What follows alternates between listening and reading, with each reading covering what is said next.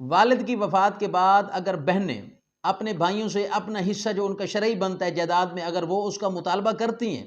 اور آگے بھائی یہ کہہ دیں کہ ہماری بہنوں کا اب اس میں حصہ نہیں بنتا، کہ میری بہن یہ تو والد صاحب نے ہمیں تملیک کر دی، یہ جائیداد جو ہے یہ تو ہمیں انہوں نے اپنی زندگی میں دے دی، تو کیا اس سے وہ جو بہن ہے یا بہنیں ان کا وراثت میں حصہ جو ہے وہ ختم ہو جاتا ہے؟ ان کے پاس کوئی قانونی آپشن ہے؟ کیونکہ ہر عورت یہ کلیم کرتی ہے کہ اسے اس کی جائیداد سے محروم کر دیا گیا، جو کہ والد کی طرف سے اسے حصہ ملنا تھا وہ اس کو نہیں دیا گیا۔ تو آج ہم اسی ایسے ایک کیس پر بات کریں گے جس میں بھائیوں نے یہ موقف اختیار کیا کہ والد صاحب نے اپنی ساری جائیداد 3 بیٹوں کے نام تملیک نامہ بنا کر انہیں ٹرانسفر کر دی، تو اب کیونکہ شرعی طور پر کسی قسم کا جو ہے بہنوں کا حصہ نہیں بنتا، تو بہنوں نے پھر کیونکہ آنریبل کورٹ سے رجوع کیا، تو اس کے بعد اس کیس کے کیا پس منظر، کیا حقائق تھے، آج اسی پر ہم بات کریں گے۔ میں ہوں مدثر حسن وینس، ایڈوکیٹ۔ میری آپ سے ریکویسٹ ہے اگر یہ ویڈیو آپ کے نالج میں اضافہ کرے اسے لائک اور شیئر ضرور کر دیجئے گا، میرے چینل کو سبسکرائب ضرور کر دیجئے گا۔ اب آتے ہیں اپنے ٹاپک کی طرف۔ واقعہ کچھ یوں ہے کہ ایک والد جو کہ وفات اس کی ہوتی ہے، اس کا انتقال ہوتا ہے، اور اس کے فوراً بعد ظاہری بات ہے اب اگر شرعی طور پر دیکھا جائے یا قانونی طور پر تو جو جائیداد تھی وہ تو 3 بیٹے اور 3 بیٹیوں میں بمطابق شرعی حصہ جو ہے وہ تقسیم ہونی چاہیے تھی، لیکن وہ جائیداد جو تھی وہ بیٹیوں کی طرف نہ آئی، وہ بیٹوں کو مل گئی۔ اب یہاں بہنیں جو ہیں وہ بھائیوں سے تقاضا کرتی ہیں کہ جو ہمارا جائیداد کا حصہ تھا وہ ہمیں دیا جائے، جو شرعی طور پر ان کا حصہ بنتا ہے وہ ان کے حوالے کیا جائے۔ تو بھائی کا جواب یہ تھا کہ میری بہن یہ جو پراپرٹی تھی یہ والد صاحب نے اپنی زندگی میں اپنے ہوش و حواس میں یہ تملیک نامہ ہم 3 بیٹوں کے نام کر دیا تھا، تو لہذا آپ شرعی طور پر آپ کا اس میں حصہ نہیں بنتا، ہم معذرت خواہ ہیں، آپ کو ہم حصہ نہیں دے سکتے۔ تو یہ بات بڑی غیر شرعی اور غیر اخلاقی تھی۔ بہن نے جرأت کرتے ہوئے آنریبل کورٹ سے رجوع کیا، بہن نے سول کورٹ میں دعویٰ دائر کیا۔ بہن کا یہ موقف تھا کہ نہ انہیں کسی تملیک نامے کا علم ہے اور نہ انہیں کسی بات کا کوئی پتہ ہے، وہ تو اپنے بھائی سے اپنے والد کی وفات کے بعد جو ان کا شرعی حصہ بنتا تھا انہوں نے ڈیمانڈ کی لیکن انہیں انکار کر دیا گیا، لہٰذا ان کے پاس یہ قانونی حق موجود ہے کہ وہ معزز عدالت سے رجوع کر کے اپنا شرعی حصہ جو ہے اس کا کلیم کریں اور اپنا حق حاصل کریں۔ سول کورٹ کے اندر یہ فائل ہو جاتا ہے دعویٰ۔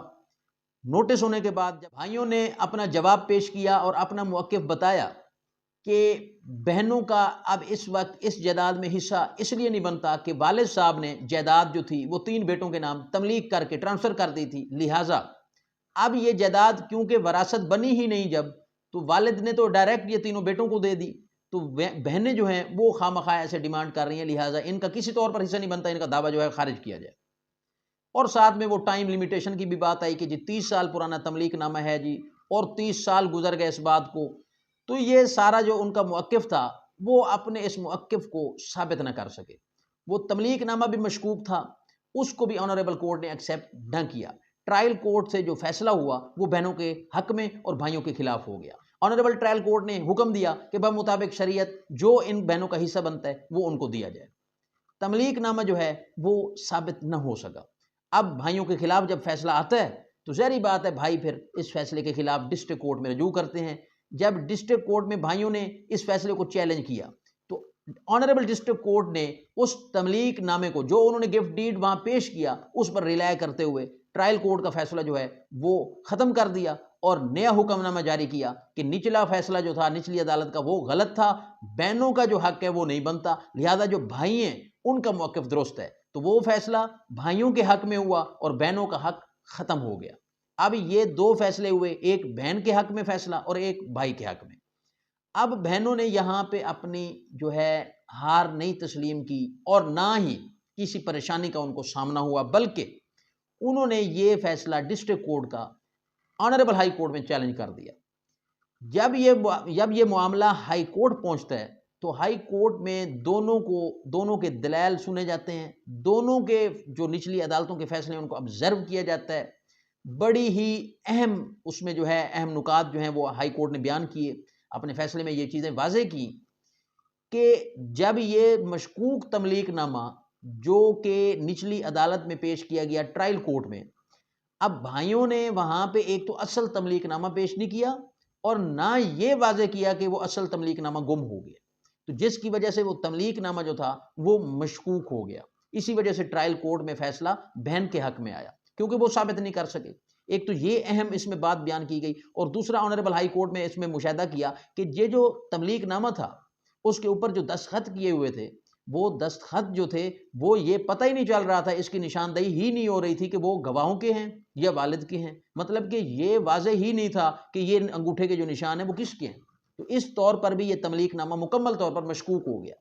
اب تیسرا اس میں واضح کیا آنریبل ہائی کورٹ نے کہ کوئی ایسا دستاویز جو کہ 30 سال پرانا یا کئی سال پرانا ہو تو وہ بذات خود اس طرح سے وہ سچا ثابت نہیں ہوتا جب تک کہ اس کے سامنے کوئی پروف نہ پیش کیے جائیں اس کو سچ ثابت کرنے کے لیے اسٹرانگ ایویڈنس نہ ہو۔ اب جب بہنیں اور اگلا فریق جو مخالف جب وہ انکار کر رہے اس تملیک نامے سے جس کا حق ہے، حق ملکیت جس نے چیلنج کیا، تو اس نے وہ تملیک نامہ کیونکہ اس سے وہ انکار ہو گیا، انکاری ہو گیا، تو اب یہ انہی پر ثابت کرنا جو ہے عائد ہوتا ہے، یہ ذمہ داری عائد ہوتی ہے انہی بھائیوں کے اوپر جو اس سے فائدہ اٹھا رہے ہیں، جو اس پراپرٹی سے فائدہ اٹھا رہے ہیں، وہ ثابت کریں کہ یہ تملیک نامہ اصل ہے، حقائق پر مبنی ہے، وہ بھی ثابت نہ ہو سکا۔ تو یہاں پر یہ بات بھی جو ان کا تھا بھائیوں کا موقف کہ بہنوں نے کئی سال خاموشی اختیار کی، تو اس کا مطلب ہے وہ دستبردار ہو گئی، اپنا حق انہوں نے چھوڑ دیا، انہیں تملیک نامہ جو ہے پتہ تھا، انہوں نے چیلنج کیوں نہ کیا۔ تو اس بات پر آنریبل ہائی کورٹ نے کہا کہ کسی بھی عورت کا اپنے حق کے لیے آواز نہ اٹھانا یا خاموش رہنا اس بات کا ثبوت نہیں ہے کہ وہ اپنا حق بھائیوں کے حق میں چھوڑ گئی یا دستبردار ہو گئی یا بھائیوں کے حق میں بیٹھ گئی، تو یہ اس بات سے ثابت نہیں ہو سکتا جب تک کہ اس کے ٹھوس ثبوت نہ ہو، جب تک کہ بھائی جو ہے یہ ثابت نہ کر دیں کہ بہن کو علم تھا اور بہن خود اس بارے میں دستبردار ہو گئی تھی۔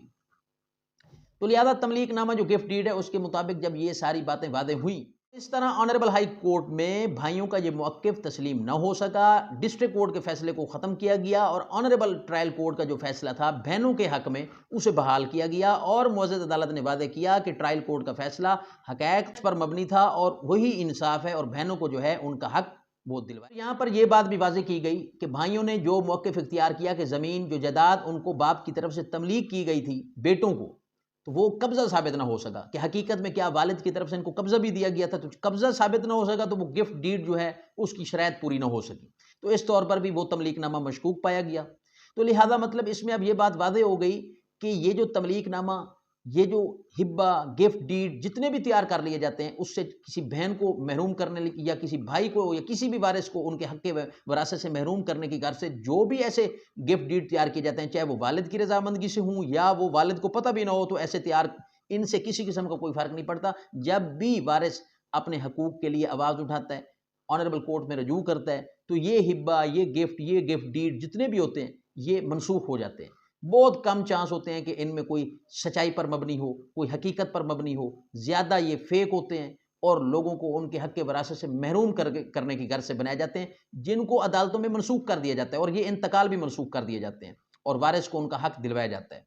تو میں سمجھتا ہوں یہ ویڈیو آپ کے نالج میں اضافہ کرے گی۔ اگر اس ویڈیو سے آپ کو